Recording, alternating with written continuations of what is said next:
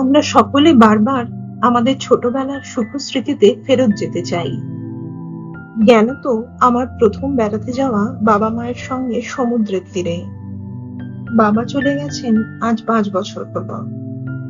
5 বছরে পাল্টে গেছে অনেক কিছুই।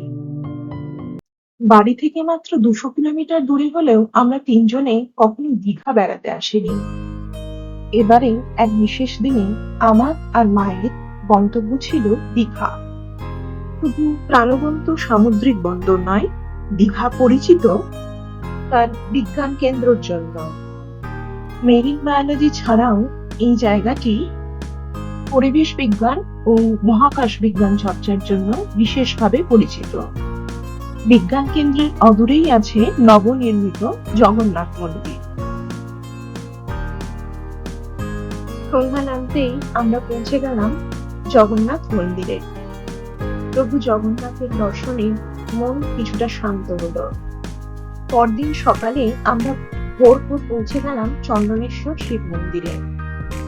সেখানে পুজো দিয়ে সরভাজা সরপুলি দিয়ে ব্রেকফাস্ট সেরে আমরা পৌঁছে গেলাম তালসারির লাল কাঁকড়া বিচে।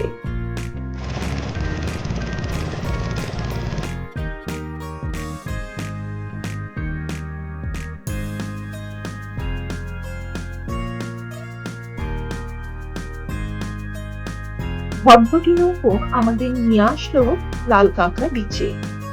অত সকালে জোয়ার তখনও শুরু হয়নি।